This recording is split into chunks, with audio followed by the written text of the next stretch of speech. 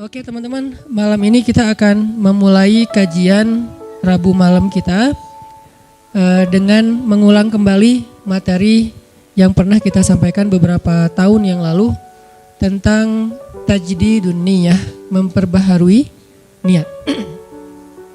Kita akan bahas tentang min ajaibil ikhlas, di antara keajaiban-keajaiban ikhlas. Apa pentingnya niat dalam kehidupan kita? Bukan hanya dalam sholat dan ritual, tapi dalam kehidupan kita.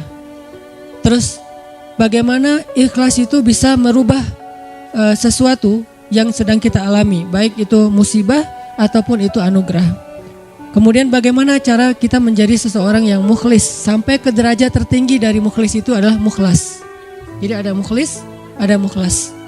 Orang mukhlis adalah orang yang sedang belajar menjadi ikhlas. Orang mukhlas, orang yang udah ikhlas banget. Jadi orang yang mukhlas itu gak ada bedanya antara dipuji sama dicela. Itu mukhlasin. Ketika dia posting sesuatu, likersnya banyak atau malah hatersnya banyak, buat dia gak ngaruh. Itu mukhlasin. Gak gara-gara dia yang nge-like dan komen positifnya disanjung banyak, jadi dia semangat. Terus giliran di hate sama orang lain, dicela sama orang lain, dia jadi kayak pundung gitu. Ini berarti sedang belajar mukhlis. Orang mukhlas nggak ada bedanya bagi dia antara emas dan batu. Sama di mata dia antara emas dan batu. Orang mukhlas sama di mata dia antara pujian dan celaan. Orang mukhlas sama di mata dia antara orang yang membalas kebaikannya atau justru mengkhianati kebaikannya. Dia tetap menolong orang tersebut. Ini mukhlasin, derajat tertinggi dari mukhlisin. Sehingga para anbiya kayak Nabi Yusuf, Nabi Musa, Allah menyebutnya mereka adalah mukhlasin. Wadhkur fil kitabi Musa innahu kana mukhlasan wa kana rasulan nabiyya. Salah satunya. Coba kalian ingat kisah tentang Musa. Musa adalah seorang hamba yang mukhlasan, mukhlas banget, yang udah gak ada bedanya dipuji orang, dicela orang, diikuti orang, ditinggalkan orang, buat dia gak beda. Dia tetap berbuat baik, dia tetap taat kepada Allah. Gak ada bedanya ketika dia berhijrah, kemudian hijrahnya ini menguntungkan atau hijrahnya ini menjadi ujian. Dia tetap berhijrah karena dia tahu hijrah itu baik. Dia tetap jujur karena jujur itu baik. Gak ada bedanya ketika dia jujur menguntungkan atau jujur malah jadi ujian. Saya gak bilang merugikan ya, karena jujur gak mungkin rugi, taat gak mungkin rugi, taubat dan hijrah gak mungkin rugi, cuman ujian. Buat dia kalau tahu itu baik ya dia lakukan. Mau untung, mau jadi ujian. Ya buat dia pokoknya lakuin aja. Ketika dia misalnya dalam sebuah transaksi gitu, dia jual beli mobil. Kadang-kadang gara-gara terlalu jujur, apalagi jual beli mobil second gitu. Kalau jujur resikonya kan agak susah cari untung nih. Dia bilang ini tangan pertama, karena emang belum berubah nama, tapi udah tangan ketiga padahal. Dia bilang ini belum pernah kecelakaan, mobilnya sehat banget. Kalau yang masih modelnya analog malah bisa diulik supaya kilometernya dikurangin. Gak tahu kalau yang digital. Artinya dia gak jujur demi dapat untung besar. Nanti untuk less guilty dia akan bantu anak yatim, panti asuhan, bikin tasyakur bin ni'mah di rumah kayak gitu kan. Ini proyek kecil, apalagi proyek besar. Ketika dia udah main dalam sebuah event, udah main dalam sebuah proyek-proyek pemerintah yang angkanya udah MM-an, dia susah untuk jujur. Lalu setelah dia gak jujur dapat untung supaya sedikit less guilty-nya, dia bantu pesantren, panti asuhan, bangun masjid atau tasyakuran di rumah, ngundang anak yatim. Nah sekarang kita coba kembalikan lagi, bukan itu yang disebut orang soleh. Orang soleh itu adalah ketika dia taat kepada Allah dalam keadaan sarra au dharra, dalam keadaan senang atau dalam keadaan susah, dan itulah mukhlasin. Alladzina yunfikuna fis sarra'i wad dharra. Orang yang tetap membantu orang lain. Yunfik itu kan bukan hanya ngeluarin duit ya, tapi inti dari yunfik atau infak itu adalah ngebantu orang. Kalau kita ngeluarin duit tapi nggak membantu orang, itu namanya juga yunfik. Tapi yunfik untuk dirinya, karena infak dalam bahasa Arab itu mengeluarkan harta. Cuman identiknya mengeluarkan harta di sini artinya bantu orang lain. Dia tetap bantu orang lain fis sarra au dharra. Fis sarra ketika dia lapang rezekinya, Au dharra ketika dia juga lagi terlilit hutang, dia juga lagi susah, dia juga belum makan tapi ngasih makan orang lain. Ini ringan. Yang berat itu adalah ketika ujiannya perasaan. Dia tetap bantu orang itu walaupun orang itu mungkin melupakan kebaikan dia. Dia tetap bantu orang itu walaupun orang itu adalah pernah nge-unfollow dia. Dia bantu orang itu walaupun orang itu ngeblok dia. Yang lebih berat lagi, dia bantu orang itu walaupun orang itu pernah mutusin dia. Dan saya juga belum kalau itu. Masih mukhlisin, belum mukhlasin. Mukhlisin lagi belajar ikhlas, belum benar-benar jadi orang yang ikhlas. Bisa nggak kita ngelakuin satu kebaikan tanpa lagi membedakan antara efek dari kebaikan itu nguntungin atau justru menjadi ujian. Nah ini kalau udah nggak ngaruh lagi efek itu, insya Allah kita udah menjadi hamba yang mukhlason. Kalau yang mukhlason, maka setan udah nggak bisa lagi ngegodain kita. Karena ketika setan berakad dengan Allah setelah Allah memarahinya gara-gara nggak mau sujud kepada Adam, kemudian kata setan, akan saya goda hamba-hambamu selama saya masih ada di dunia, kecuali hambamu yang mukhlason. Itu nggak bisa digoda sama setan. Kenapa? Mau goda pakai apa? Udah nggak ada bedanya di dia antara nikmat dunia dengan ujian dunia. Dia cuma tahu ini taat, ini baik, ini halal, dia kerjakan. Mau itu untung, mau itu jadi ngerugiin dia dalam tanda petik, mau itu malah buat orang meninggalkan dia lakukan dengan akhlak yang tetap santun. Ini yang kita belajar dari menjadi seorang hamba yang ikhlas, menjadi seorang hamba yang mukhlas, sampai akhirnya kita lebih mudah melakukan kebaikan. Kayak misalnya kan ujian buat kita tuh kadang di keluarga aja. Ada anak yang bilang, Ustadz, memang masih pantas saya berbakti sama ayah yang dulu pernah ninggalin saya, gak nafkahin saya, zalim sama saya, pernah nyakitin fisik saya, dan segala macam. Kan ada pertanyaan gitu kan, kita sebagai anak. Padahal gak usah nanya gitu juga, yang namanya orang tua pasti berjasa dalam hidup kita. Dan sepanjang hidup kita berbakti kepada mereka, itu belum bisa ngebayar satu aja pengorbanan mereka untuk kita. Sama kayak seorang istri kepada suami, begitu juga anak kepada orang tua. Tanpa bertanya gitu, apalagi sampai nanya. Kalau sampai misalnya kita berpikir, ayah saya pernah zalim sama saya, ibu saya pernah zalim sama saya dengan berbagai macam kasus, maka jawabannya kalau dari angle konten kita malam ini, mau jadi orang yang mukhlas atau mau jadi orang yang pamrih. Kalau mau jadi orang yang mukhlas, gak ada bedanya. Asalkan itu adalah berbakti kepada orang tua. Apapun orang tuanya, mau orang tuanya baik atau menurut dia gak baik, yang namanya Allah suruh berbakti ya saya berbakti. Orang saya kan ngelakuinnya karena Allah. Berakatnya kepada Allah bukan kepada makhluk. Itu kan inti dari ikhlas. Berakad dengan Allah bukan berakad dengan makhluk. Kalau berakad dengan Allah maksudnya apa? Berarti kita minta rewardnya dari Allah. Minta apresiasinya dari Allah. Minta kebaikannya dari Allah bukan dari makhluk.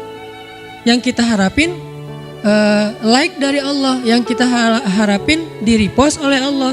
Karena ada sahabat-sahabat yang captionnya pernah di repost sama Allah di Al-Quran.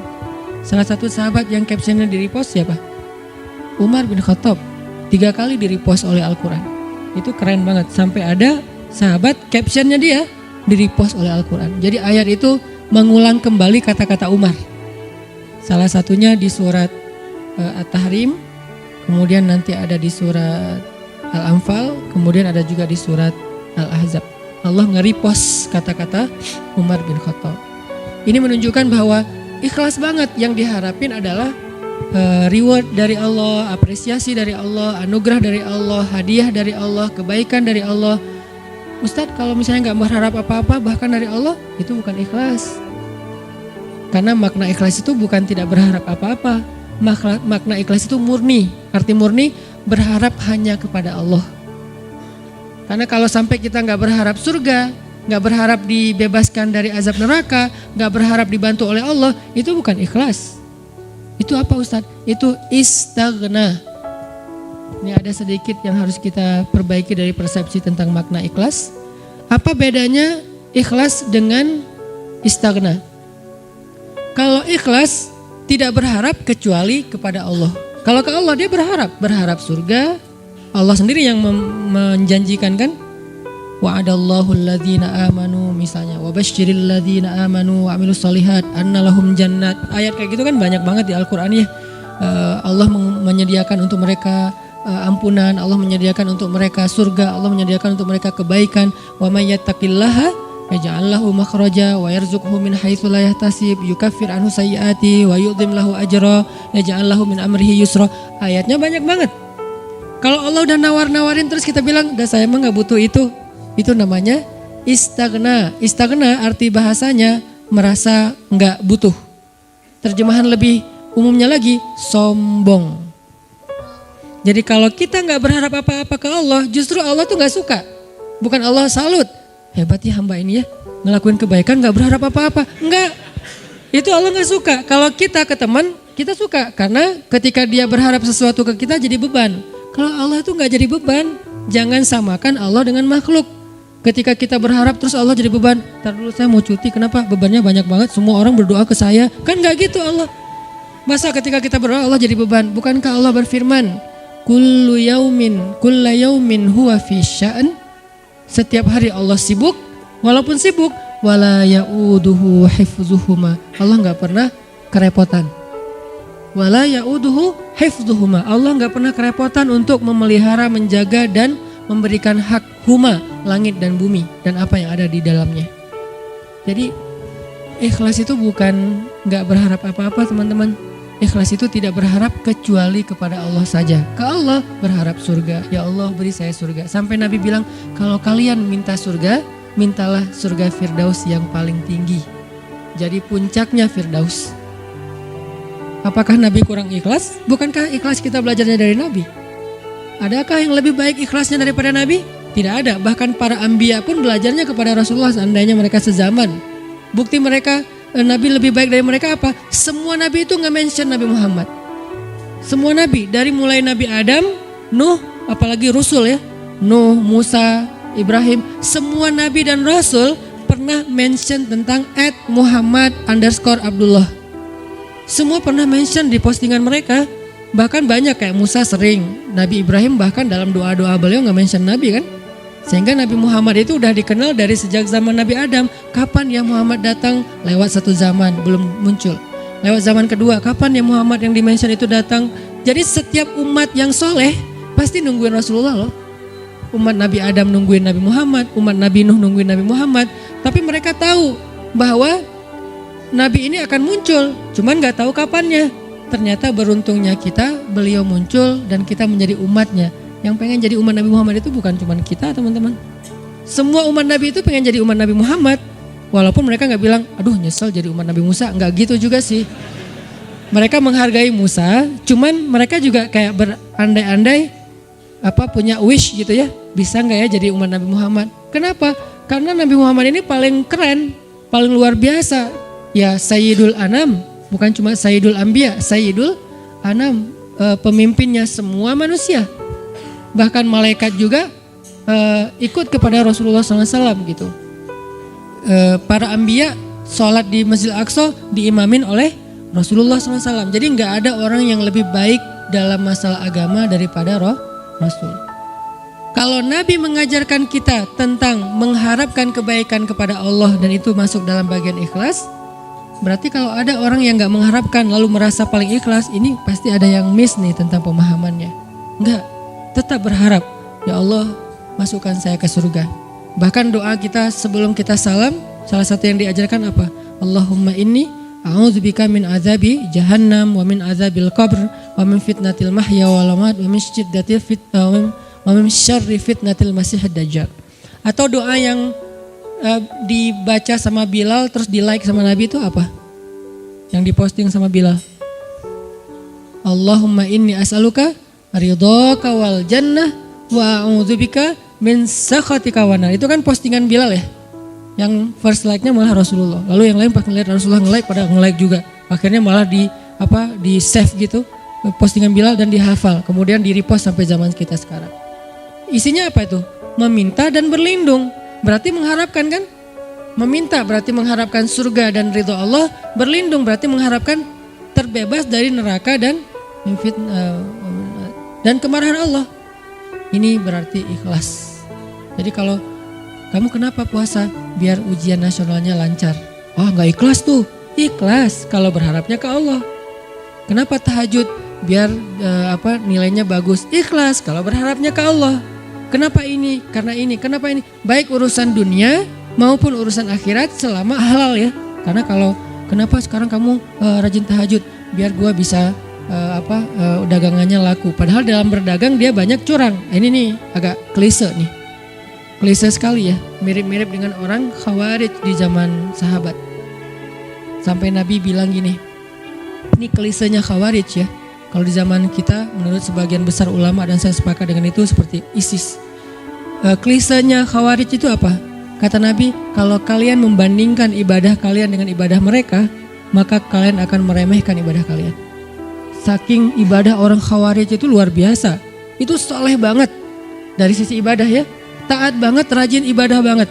Sampai di zaman sahabat ada orang Khawarij lagi selesai perang, mereka istirahat di bawah sebuah pohon korma. Duduk di atas kepala para sahabat.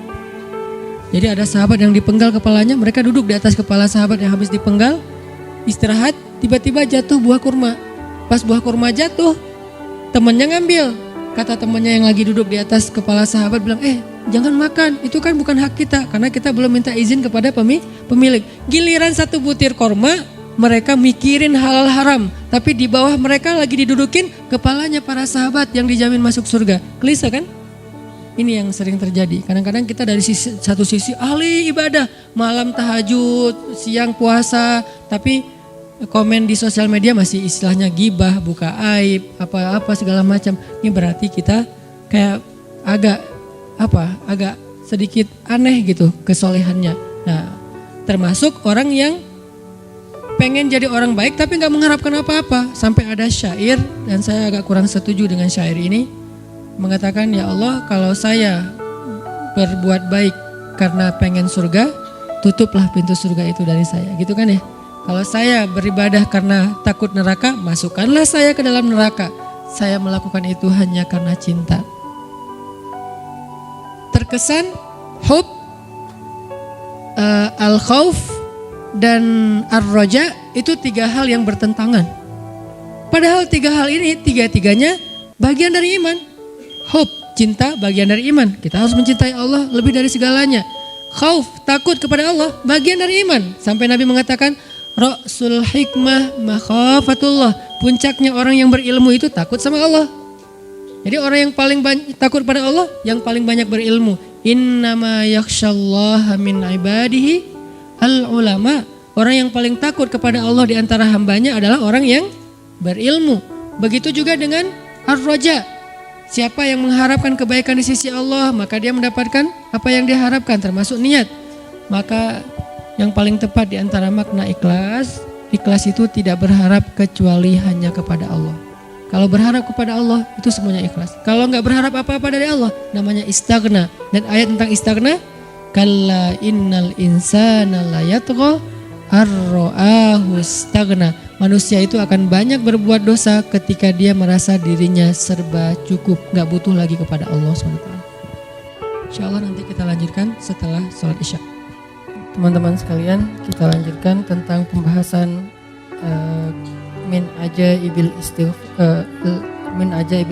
ikhlas, di antara keajaiban ikhlas.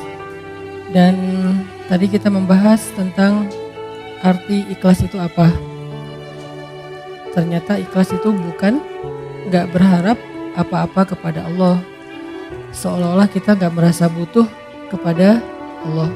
Padahal justru berharap kepada Allah, bergantung kepada Allah, meminta kepada Allah, itu bagian dari ibadah. Jadi kalau kita pengen dapat banyak pahala ibadah, doa aja yang sering. Karena berdoa itu adalah ibadah. Dan Nabi yang paling banyak berdoa itu salah satunya Nabi Ibrahim. Dan kita baca di dalam Al-Quran gimana doa-doa Ibrahim yang sangat luar biasa. Sehingga Ibrahim dikenal dengan istilah awwahun. Hamba yang awwah. Arti awwah itu da'a. Arti da'a banyak berdoa. Jadi kalau Ibrahim aja Allah sayang banget kepada beliau karena suka berdoa, berarti doa itu adalah ibadah. Dan Allah gak akan repot sama sekali kalau kita minta. Request kita sebanyak apapun ke Allah gak repot sama sekali. Bahkan kadang-kadang kita meminta sesuatu yang menurut logika kita udah gak mungkin, buat Allah juga bukan sesuatu yang berat. Gak akan Allah terganggu, kamu kalau minta ngira-ngira dong gitu. Masa minta sesuatu yang udah gak mungkin lagi dikabulkan? Enggak, karena ala kulli syai'in qadir, gak ada batasan. Allah maha kuasa atas segala sesuatu. Justru dengan meminta kita lagi belajar iman loh teman-teman. Meminta itu belajar iman, kayak kita lagi mau jalan, naik kendaraan atau naik pesawat. Begitu dia mau take off, Bismillahirrahmanirrahim, ya Allah mudah-mudahan selamat kalau bahasa kita ya. Itu kan belajar bergantung ke Allah. Justru orang yang gak meminta ke Allah, gak bergantung ke Allah, itu istaghna, sombong. Memangnya kita yakin take off ini akan berhasil, akan sukses. Apalagi landing, itu lebih berat lagi tuh.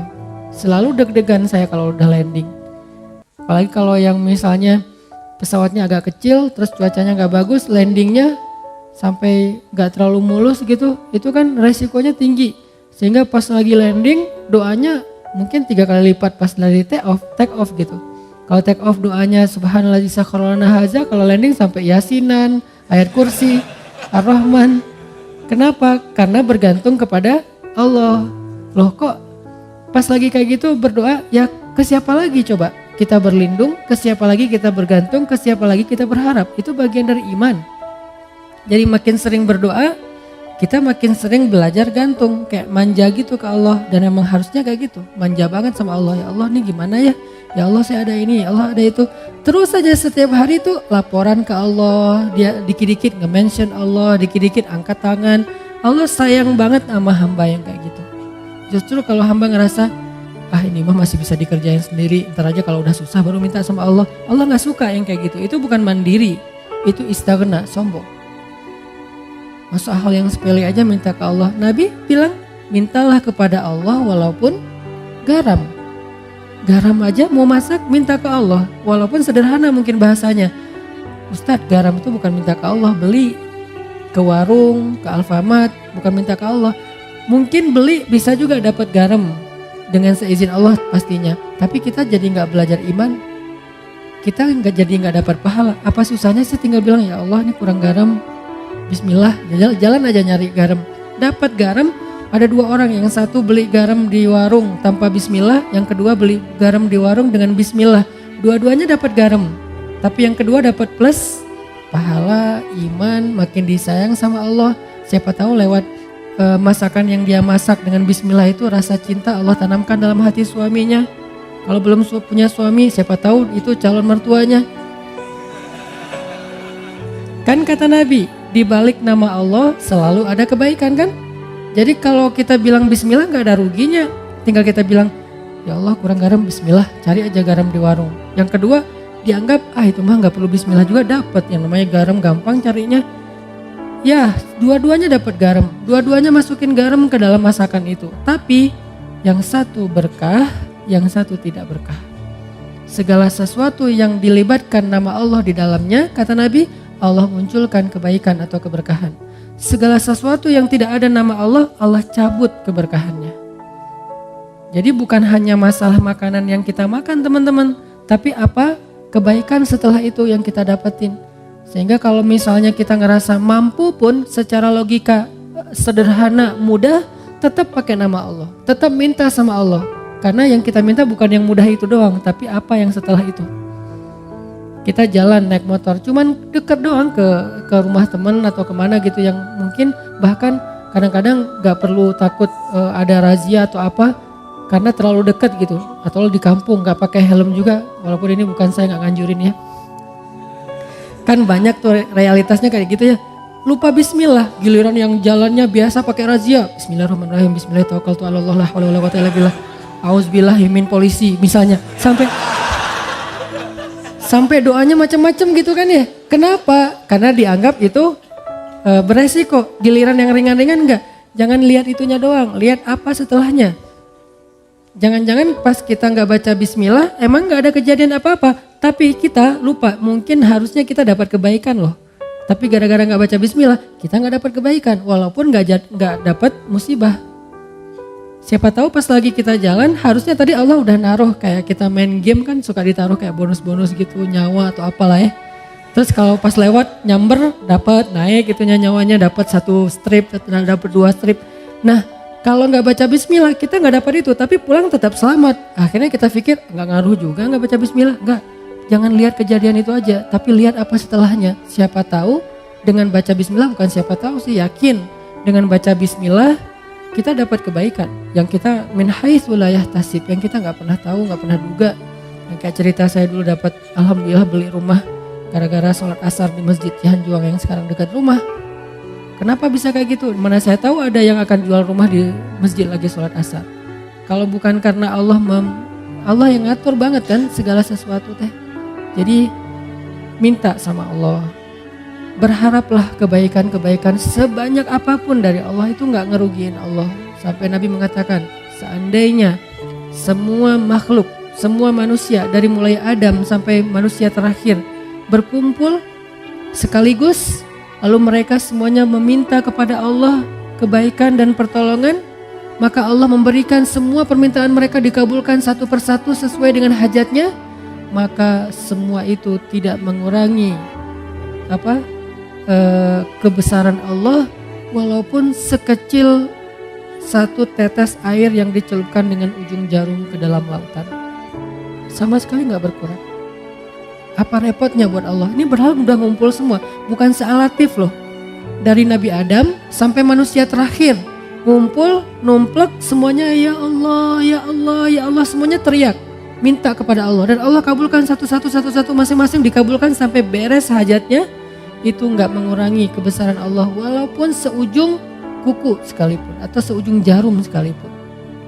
Jadi keliru kalau kita memahami seolah-olah Allah jadi repot gara-gara kita minta terus. Nggak enak minta sama Allah terus, mending kita beribadah aja jangan banyak minta, malu. Enggak, justru Allah kalau kita minta Allah malu nggak ngasih. Kan kata Nabi, Allah itu malu kalau hambanya mengangkat kedua tangannya dan meminta yang baik untuk tidak mengabulkan Allah itu malu, pasti dikabulkan sama Allah. Bahkan yang mustahil menurut kita. Mustahil menurut kita, iya. Minta aja sama Allah, enggak namanya minta sama Allah apa susahnya sih? Tinggal bikin aja standar. Ya Allah, standar saya tingginya sekian, kulitnya warnanya ini, wajahnya enggak perlu pakai foundation memang udah kinclong. Bibirnya jarak dari 1 kilo kelihatan merahnya saking orangnya tuh kayak natural banget cantiknya kayak Aisyah. Ya Allah saya pengen gitu banget. Agak-agak mustahil mungkin menurut kita ya. Tahu diri lah ya. Ya kayaknya mustahil sih Allah. Tapi kan buat Allah gak ada yang mustahil. Buat saya itu mustahil, gak mungkin. Tapi buat Allah siapa tahu bisa. Dan pasti bisa. Yakin 100% bisa. Kok bisa Ustaz? Emang Ustaz dapat? Dapat dong. Kalau saya bilang enggak, ntar gak dibukain pintu. Insya Allah pasti dapat teman-teman. Kalau misalnya gak dikasih di dunia, dikasih di akhirat yang pasti dikasih. Ustadz kenapa gak dikasih di dunia? Daripada kita kaget, terus daripada kita lagi akhirnya jadi fitnah, kita gak sanggup menanggung punya pasangan secantik bidadari, banyak banget yang ngelirik dia, tiba-tiba followersnya naik kan kita sendiri yang repot kan.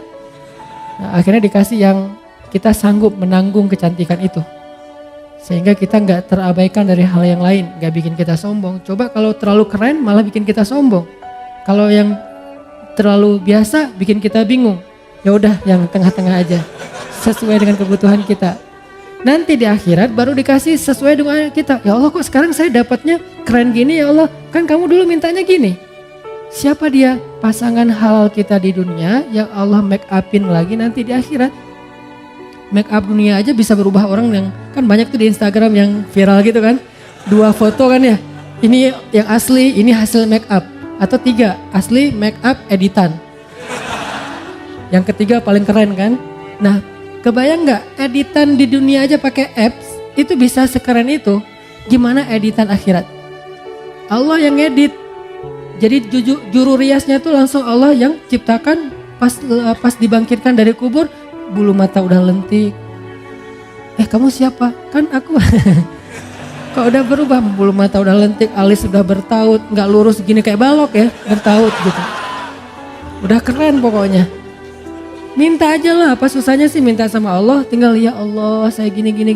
Bukan hanya dalam masalah jodoh, dalam masalah rezeki. Minta aja yang banyak. Kenapa takut meminta yang baik-baik dari Allah? Ya Allah jadikan saya orang kaya, tapi orang kaya yang dermawan. Jangan kaya kayak Qarun, tapi kaya kayak misalnya Nabi Ayub. Kayanya ya, bukan sakitnya. Diperjelas, takutnya nanti dikasih. Kamu pengen kayak Nabi Ayub, tuh sakit aja 17 tahun. Ya Allah bagian itu saya lupa bilang. Kalau doa juga kadang-kadang harus hati-hati gitu. Ya Allah saya pengen kaya seperti Ayub yang dermawan. Ibrahim tuh, gimana kayanya Ibrahim? Kita kan jarang tahu kalau Ibrahim tuh orang kaya kan. Kaya banget loh. Ukuran kekayaan Ibrahim apa teman-teman? Setiap malam Ibrahim itu menyembelih 100 ekor onta untuk para tamu yang berziarah ke Masjidil Aqsa. 100 ekor onta. Satu onta itu 40 juta harga paling murahnya. Kali 100 berapa? 4 miliar ya. Setiap malam 4 miliar. Setiap malam. Bukan setahun sekali. Setiap malam ngeluarin duit 4 miliar untuk ngejamu para penziarah yang datang ke kota suci Al-Quds. Itu baru makanan. Dan beliau menyediakan tempat penginapan bintang 5 gratis untuk semua para turis yang datang ke Masjid Al-Aqsa. Jadi Masjid Al-Aqsa yang sekarang Al-Quds yang diklaim Israel sekarang tuh, dulu tuh Ibrahim sendiri yang ngelolanya tuh. Ibrahim tuh bukan orang miskin, orang kaya, tapi diuji ninggalin istri dan anaknya di tengah padang batu dengan bekal yang seadanya. Kalau beliau nggak punya apa-apa, wajar dong. Hajar menganggap Ibrahim nggak punya apa-apa ninggalin kita di sini. Tapi Ibrahim tuh orang kaya raya, kok bisa ninggalin istrinya kayak gitu, nggak dikasih bekal yang cukup? Ujian buat Hajar dari Allah SWT. Sehingga akhirnya Hajar belajar iman kayak gitu-gitulah. Jadi minta aja. Kalau misalnya Allah nggak ngasih di dunia kekayaan sebanyak yang kita minta, dikasih kekayaan di akhirat. Dan kekayaan di akhirat juga kita butuh. Bahkan di akhirat kita lebih butuh lagi jadi orang kaya daripada dunia. Kenapa? Karena di akhirat kita menjadi orang yang perjalanan sendirinya itu cukup lama. Gak dibantu siapa-siapa itu cukup lama. Baru setelah periode ini lewat, baru nanti akan ada periode kita ketemu lagi dengan pasangan kita, ketemu lagi dengan keluarga kita, yang pasti gak akan ketemu lagi dengan mantan kita. Itu ada adegan kayak gitu nanti di akhirat. Masa di surga ketemu mantan kan baper ya. Kenapa sih kamu udah masuk surga masih sedih? Itu. Kok mereka berduaan gitu-gitu amat sih, selfie-selfian aja dari tadi. Nah kamu pasangannya di mana? Ketinggalan di padang mahsyar. Kok bisa? Kebanyakan gosip. Jadi hisapnya lama gitu. Ini definisi dari ikhlas. Ikhlas itu berharap kepada Allah yang baik-baik dunia dan akhirat. Yang kedua, Nabi SAW bersabda, hadis yang paling populer, bahkan hadis ini bisa dibilang Al-Fatihahnya hadis. Al-Fatihahnya kedudukan hadis ini di dalam hadis-hadis Nabi seperti kedudukan Al-Fatihah di dalam Al-Quran. Innamal a'malu binniyat wa innama likulli imri'in ma nawa dan seterusnya. Hadis Bukhari Muslim dari Umar. Nah kata Nabi, innamal a'malu binniyat. Amal itu tergantung niat. Arti amal ucapan, penglihatan, pendengaran, perbuatan, tingkah laku, semua yang zahir kita nih, innamal a'malu binniyat. Akan Allah nilai, akan Allah anggap kebaikan atau tidak, tergantung di sini teman-teman, bukan yang di zahir. Makanya ada hadis yang menjelaskan hadis ini kan, ada hadis dijelaskan oleh hadis, ayat dijelaskan oleh ayat gitu kan, ayat dijelaskan oleh hadis kan, sesama teks ini saling menjelaskan. Hadis Nabi bilang, innallaha la yanzuru ila aswarikum wala ila amwalikum wala ila a'malikum walakin yanzuru ila qulubikum. Allah ngelihatnya bukan ke penampilan kalian dulu. Allah nggak ngelihat perbuatan kalian dulu. Allah nggak ngelihat harta kalian dulu. Allah ngelihat hati kalian dulu. Yang ngelihat hati di sini artinya apa? Hatinya baik atau enggak? Bukan. Ikhlas apa enggak? Itu maksud dari Allah ngelihat hati dulu. Sehingga kalau misalnya kita mau dihargai oleh Allah, diberikan balasan kebaikan oleh Allah, ini dulu yang harus kita islah. Disebut dengan istilah tajdidun niat, perbaharui niat. Kenapa perbaharui niat? Karena niat ikhlas itu dijaga teman-teman, nggak cuma di awal. Ada orang di awal ikhlas, tapi di tengah riya. Lawan dari ikhlas itu by the way riya. Ada di awal ikhlas, di tengah ikhlas, di akhir riya. Ada di awal ikhlas, di tengah ikhlas, di akhir ikhlas, setelah beberapa tahun riya. Begitu sekali dia riya, hangus habis semua kebaikan dari apa yang kita udah lakuin. Contoh, kan kita tuh bukan tipe orang yang insya Allah levelnya di awal udah riya ya. Insya Allah tuh bukan kita, nggak mungkin kita mau tilawah, dengerin gua tilawah riya ya. Oh enggak kan, kita bukan tipe gitu. Insya Allah kita di satu level di atasnya. Orang yang insya Allah di awalnya ikhlas. Gak mungkin juga kita misalnya mau ngelakuin satu kebaikan semuanya terus kita niatkan. Kalau orang yang niatnya dibaca usolli sunnata tahiyatul masjid rakaatain lillahi ta'ala. Kan gitu kan ya. Ini riya sengaja. Usolli sunnata misalnya duha rakaatain riya'an linnas Allahu akbar. Kan gak ada. Apa riya'an linnas atau riya'an linnas? Ya Allah saya sengaja nih sholat 2 rakaat. Maaf ya Allah, kali ini agak-agak kurang ikhlas. Riya aja deh sekali-kali kan gak apa-apa. Allahu akbar. Gak ada, kita tuh bukan level itu. Kita level orang yang insya Allah dari awal pasti ikhlas. Karena kita tahu bahayanya riya. Tapi kegoda di tengah. Saya dulu awal-awal pulang dari Kairo, karena dianggap ustadz suruh ngimamin. Oh ya, ikhlas kan? Kata Nabi, hiasilah Al-Quran dengan suara kalian. Oh ya udah, saya hiasi semampu saya dengan suara saya. Alhamdulillahi Rabbil Alamin. Di tengah gitu kan ya. Begitu ada yang nangis di belakang, bagus juga ya suara saya. Mulai di awal ikhlas, di tengah riya. Dan apakah saya berniat mau riya? Enggak. Riya itu bukan kita niatin. Yuwaswisu fi sudurin. Nah, setan yang membisikkan dalam hati kita. Dan itu bukan disengaja. Sehingga kita tajdid. Begitu setan, bagus juga suara lu. Astagfirullahaladzim, bagus. Enggak sih, ngomong dalam hati yang jujur. Karena alimun bidatis sudur. Allah tuh tahu banget lah isi hati kalian. Kalian gak usah bohong deh sama gua. Sama Allah tuh gak bisa bohong. Wa asirru qaulakum awijharu bih.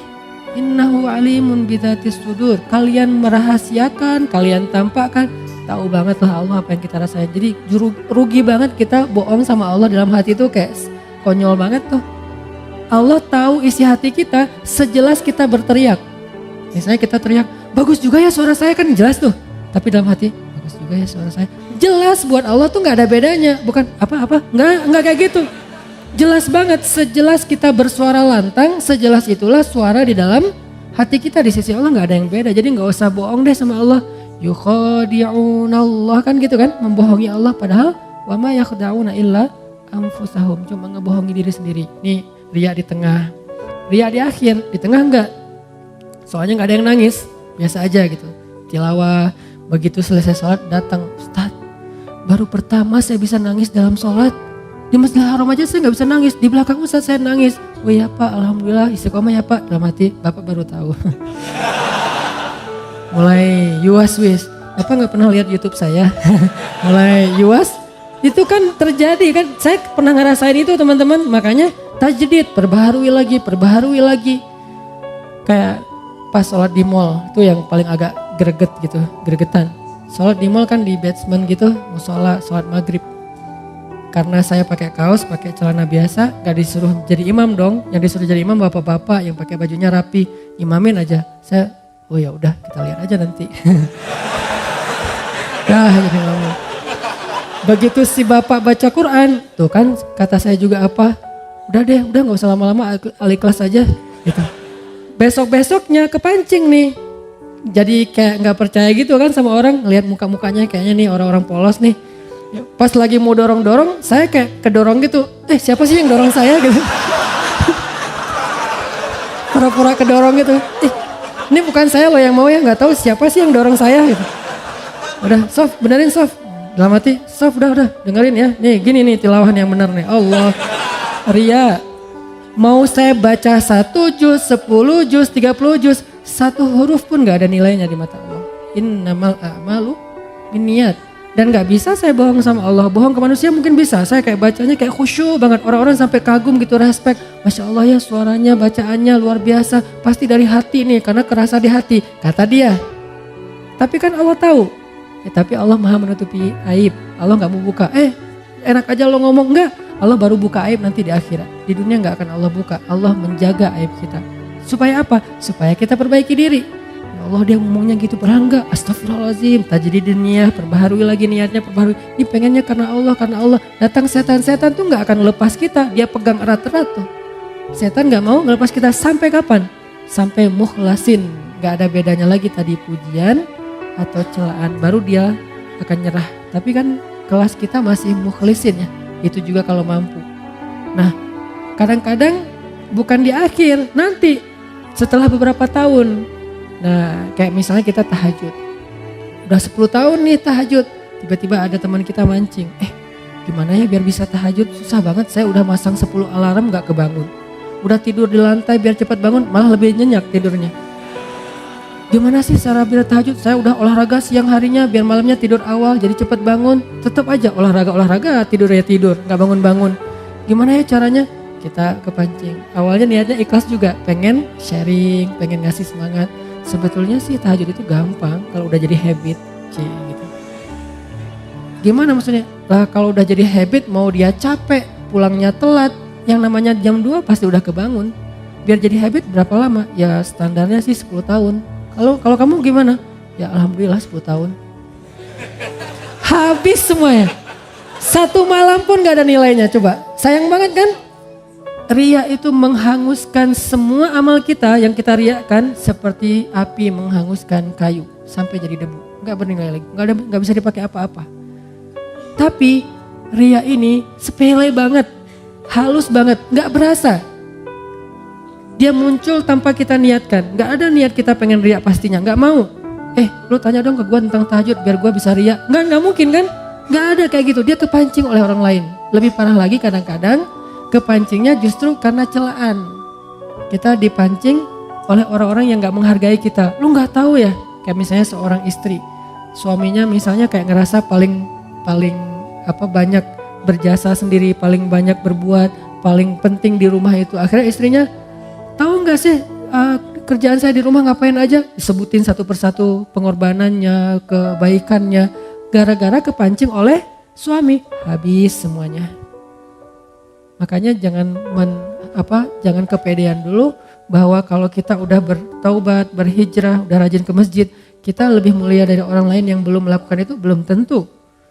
Kebaikan kita yang banyak, apakah menjamin kita lebih mulia? Belum tentu. Sampai akhir hayat baru dihitung. Karena hisab itu bukan di dunia, di akhirat. Kenapa kita udah menghisab di dunia? Arti menghisab udah langsung bikin nilai. Bahwa saya lebih baik dari kamu, bahwa saya lebih mulia dari kamu. Ngapain kita katakan itu? Padahal kita belum wafat. Kok masih belum bisa disimpulkan Ustaz? Bukankah nanti di akhir hayat bisa aja semuanya jadi hangus gara-gara ria? Seorang kakek ngumpulin keluarganya pas lagi sakit keras. Anaknya, cucunya, menantunya. Nah, cucu-cucu semuanya jangan tinggalin sholat ya. Ya kek, alhamdulillah kakek udah 40 tahun gak pernah tinggal sholat, habis sholatnya. Kamu kalau udah mampu segera haji, karena kalau udah tua susah haji. Kakek dulu haji itu udah susah. Untungnya kakek orangnya semangatnya tinggi, jadi walaupun susah dilakonin juga. Alhamdulillah udah 15 kali haji, habis hajinya. Tilawah minimal sehari 1 juz ya tilawahnya. Alhamdulillah udah 20 tahun. Kakek itu gara-gara ikut program apa gitu, setiap hari bisa 1 juz. Akhirnya kakek udah 20 tahun gak pernah tinggal tilawah 1 hari 1 juz, habis semuanya. Padahal bentar lagi mau meninggal, rugi kan? Begitu bangkit, ya Allah amal saya mana? Habis. Kapan habisnya? Detik-detik terakhir. Makanya jangan langsung menyimpulkan. La tuzakku anfusakum kata Allah. Janganlah kalian menganggap diri kalian suci atau lebih mulia daripada orang lain. Tapi bersyukur atas kebaikan, hidayah, taubat, amal soleh ini. Ya itu berarti kita menghargai Allah, bukan memuliakan diri sendiri. Ini jadi amal itu sangat tergantung kepada apa yang ada di dalam hati kita. Ada orang yang dengan lisannya ngomong baik, tapi di sisi Allah itu bukan kebaikan. Contoh, wa minan nasi may yaqulu amanna billahi wa bil yaumil akhir. Ada manusia Allah nggak mau nyebut orang beriman karena tidak beriman. Ada orang bilang amanna billahi wa bil yaumil akhir. Kami beriman kepada Allah, kami beriman kepada hari akhir. Declare, dia posting, dia bilang kami beriman kepada Allah dan hari akhir. Allah komen, kata Allah apa? Wa ma hum bimu'minin. Mereka tidak beriman. Padahal udah ngomong, kok masih ditolak sama Allah? Alasannya apa? Fi qulubihim marad. Di hati mereka ada penyakit. Apa penyakitnya? Khida, riya. Mereka tidak mengatakan itu kecuali untuk mendapatkan simpatik dari manusia, bukan dari Allah. Berarti ucapan doang belum tentu. Kita astagfirullah, astagfirullah, astagfirullah, astagfirullah. Ucapan kan? Kalau nggak benar dari hati bahwa kita benar-benar menyesali dosa, maka Allah menilai sesuai dengan hati kita. Siapa tahu kita istighfar hanya pengen disebut sebagai ahli istighfar. Astagfirullah, astagfirullah, astagfirullah. Begitu ada orang dekat dengan kita, astagfirullahaladzim, astagfirullah, astagfirullah. Makin kencang istighfarnya. Perasaan tadi pelan-pelan biasa-biasa aja. Kenapa jadi lebay gitu? Karena ada orang kanan kiri. Gitu juga dengan sholat. Begitu sholat sendiri cepet-cepetan. Gitu sholat berjamaah baru juga takbir. Allah. Dari mana juga bacaan sholat ada nya gitu kan ya. Saking menghayati. Kenapa? Karena dia dilihat orang lain. Allah tahu banget lah yang gitu-gitu, gak usah acting deh di depan Allah. Begitu kita acting, Allah bilang fi qulubihim marad. Yang masalah itu bukan zahir kamu. Berdiri takbir kamu itu udah sifat sholat Nabi. Naruh ininya sifat sholat Nabi. Berdirinya sifat sholat Nabi. Bacaannya bacaan Nabi. Kenapa bacaan Nabi? Di hari ini Nabi baca surat ini. Sholat ini Nabi baca surat ini. Sampai sedetail itu. Rukunya itu benar-benar bisa naruh air dan gak tumpah. Saking sifat sholat ruku Nabi. Sujudnya bisa masuk anak kambing. Kan banget lah zahirnya. Tapi kalau dalam hatinya dia berpikir, nih kalian lihat nih, ini baru sifat sholat Nabi. Kalian belajar sama saya, habis semuanya tuh. Kenapa? Fi qulubihim marad. Hatinya ada riya.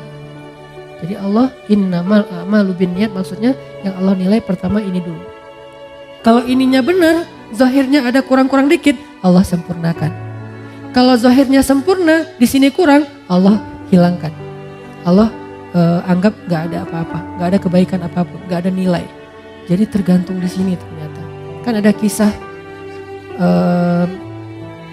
orang yang pengen sedekah, diam-diam kan, tiga kali salah. Dia bilang, ya Allah, nanti kalau udah malamnya larut, orang semuanya pada tidur, saya baru mau sedekah. Ini berarti dia sedekahnya kan diam-diam ya, gak ada yang lihat ya, ikhlas gitu. Karena ada dulu cicitnya Nabi, Ali bin Husain Zainal Abidin. Beliau itu kalau mau ngasih sedekah ke orang miskin, tunggu sampai semua orang dalam kampung itu tidur. Begitu orang udah pada tidur, baru keluarlah Ali bin Husain bawa roti, naruh di depan rumah orang-orang miskin. Terus pulang aja. Dan gak mungkin juga orang miskin pakai CCTV kan. Jadi dia tahu gak ada yang lihat, ditaruh. Pulang, pagi-pagi orang miskin buka pintu, ada kantong di dalamnya roti. Setiap malam kayak gitu. Dan gak ada yang tahu kalau itu Ali bin Husain. Kapan taunya? Begitu Ali bin Husain Zainal Abidin wafat, udah gak ada lagi roti di depan rumah orang miskin. Baru orang mengatakan berarti selama ini yang ngasih adalah Ali bin Husain Zainal Abidin. Saking merahasiakan amal, biar Allah dan saya aja yang tahu. Kita berdua aja ya, Allah yang tahu, yang lain gak usah. Itu romantis banget loh sama Allah. Jadi kalau ada yang ngomong, tuh gak pernah sedekah, Allah dia gak tahu. Biar kita aja sama Allah yang tahu, itu keren loh. Jadi ada amal yang biar jadi rahasia. Kan kalau ada rahasia tuh jadi terkesan akrab ya. Kayak romantis gitu kan. Kayak kita misalnya dengan orang-orang khusus, sahabat kita, geng kita. Kan kita punya rahasia yang orang lain gak tahu kan. Jadi kalau ada orang yang ngomongin macam-macam, kita ngelirik dia aja sambil senyum-senyum. Dia gak tahu kan. Nah ini dengan Allah juga harusnya ada kayak gitu. Walaupun gak mungkin semua amal pastinya. Masa ke masjid kita gak ada yang tahu. Berarti ke masjidnya pas gak lagi azan. Kamu ngapain jam 12 ke masjid? Saya sholat jamaahnya gak ada yang tahu, ikhlas. Gak ada azan juga. Tapi kalau misalnya sholat jamaahnya pas azan, ya pasti orang tahu lah dia tuh rajin sholat jamaah. Ya itu di luar kemampuan kita. Bagian itu kita tajdidun niyah. Tapi yang lain yang masih bisa dirahasiain, rahasiain. Karena ada ulama dulu tuh merahasiakan ibadah malamnya sampai 40 tahun gak ada yang tahu kalau dia tuh tahajud. Jadi orang bilang dia tuh gak pernah tahajud. Padahal dia tahajud. Kok orang gak ada yang tahu? Caranya kalau orang masih melek dia biasa-biasa aja. Begitu dia pas orang lagi melek dia tidur. Begitu orang tidur dia bangun. Dia lagi sholat pas orang balik badan, karena orang tidur juga gerak ya. Pas orang balik badan dia langsung khawatir gitu, ya Allah ketahuan. Ternyata dia cuma balik badan, lanjutin. Waktunya orang bangun, dia tidur lagi. Selama 40 tahun. Kenapa? Kata dia, saya tidak mau melakukan sesuatu yang diketahui manusia, kemudian setan menggoda saya untuk menjadi orang yang ria. Sehingga dirahasiakan, ketahuan gara-gara ada yang iseng ngintip. Akhirnya ketahuan juga, ya Allah saya pernah udah pengen ikhlas. Jadi bukan saya yang mau loh ya, ini saya tetap ikhlas kan. Ikhlas tapi ria, jadi ria terhadap ikhlas. Ini unik, ada orang yang ria terhadap ikhlas. Lo kenapa gak pernah melakukan tahajud? Lo orangnya gak mau sebut-sebut kalau tahajud. Udah biasa ngelakuin tengah malam jam sekian juga gak pernah dikasih tahu ke siapa-siapa, ikhlas dong. Ini ria terhadap ikhlas. Kenapa sih lo tilawah Al-Quran pelan-pelan? Soalnya suara gue terlalu bagus kalau terlalu kencang. Daripada gue nanti jadi ria, gue bacanya pelan-pelan aja. Terus ada yang pamer gitu, ada yang show off gitu di sebelah. Alhamdulillah, suara gitu aja pamer. Ria terhadap keikhlasannya. Jadi nggak rela kalau orang lain ria karena dia ngerasa ikhlas.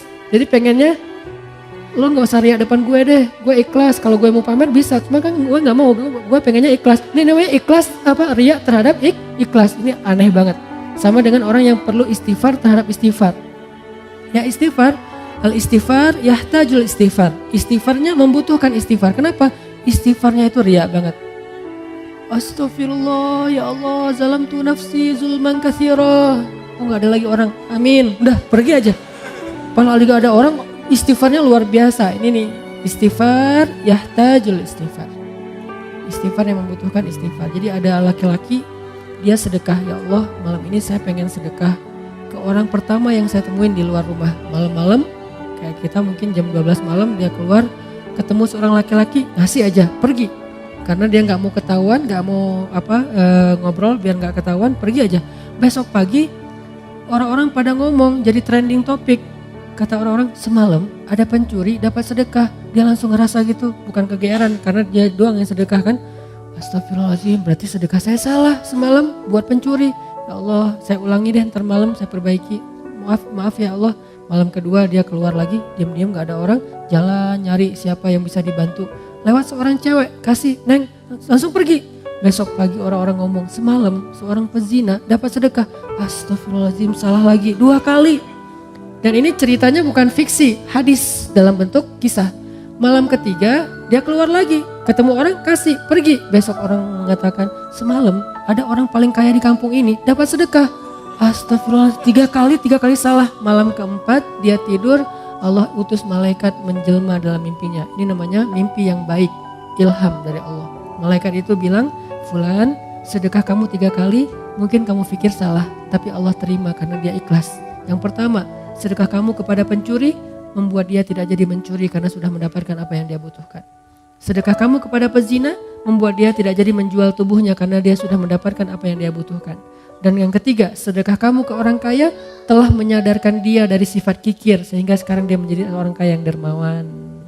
Lihat, amal zahirnya gak sempurna tapi batinnya sempurna. Akhirnya Allah perbaiki. Ada orang amal zahirnya sempurna, batinnya rusak, Allah rusak. Siapa? Hadis tentang 3 orang yang pertama masuk neraka. Dihisab sama malaikat, ya Allah ini keren banget nih amalnya. Apa?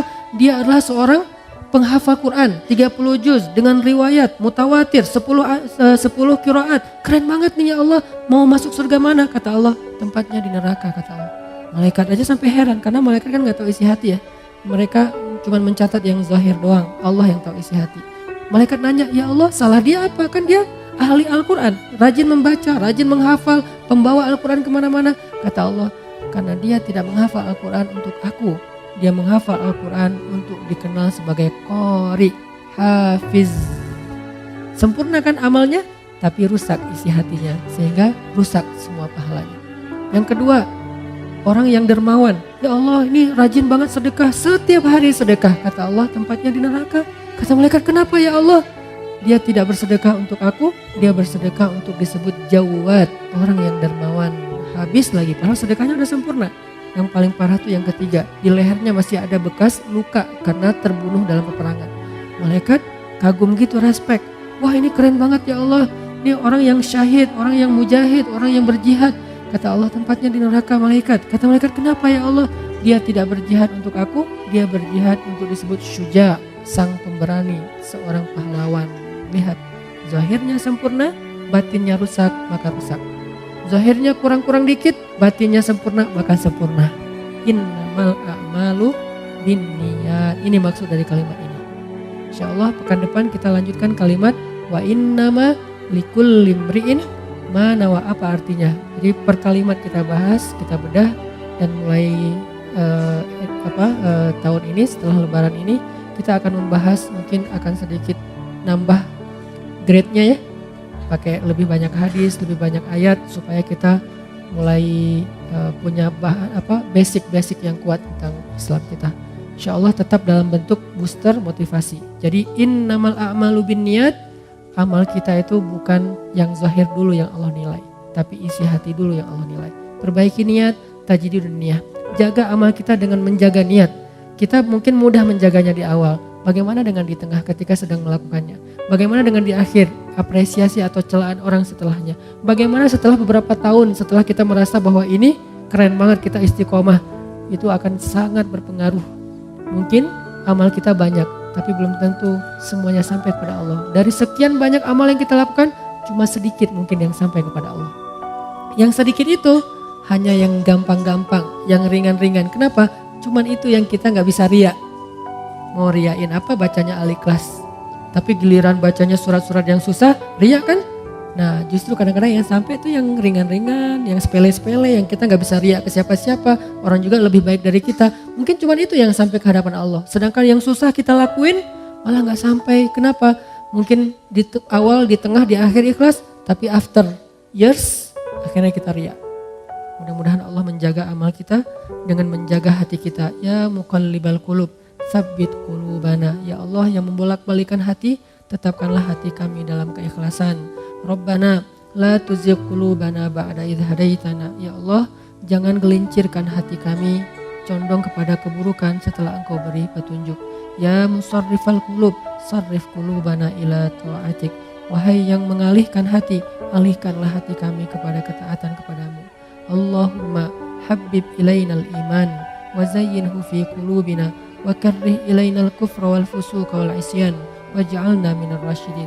Ya Allah, jadikan kami cinta kepada iman dan amal soleh, dan jadikan rasa cinta itu indah di dalam hati kami, dan jadikan kami benci kepada kekufuran, kedurhakaan dan dosa, dan jadikanlah kami termasuk orang yang mendapatkan petunjuk. Allahumma ighfir lana wa liwalidayna. Ya Allah, ampunkan dosa-dosa kami, ampunkan dosa kedua orang tua kami. Jika ada kebaikan-kebaikan yang kami lakukan, maka alirkanlah juga pahala itu kepada kedua orang tua kami. Karena tidaklah kami mendapatkan satu kebaikan kecuali itu kami tahu dari orang tua kami, diajarkan oleh orang tua kami, dibesarkan oleh orang tua kami. Maka pahalailah kedua orang tua kami atas setiap kebaikan yang kami lakukan. Rabbana atina fid dunya hasanah wa fil akhirati hasanah wa qina azabannar. Subhanakallahumma wa bihamdika asyhadu an la ilaha illa anta astaghfiruka wa atubu ilaik. Assalamualaikum warahmatullahi wabarakatuh.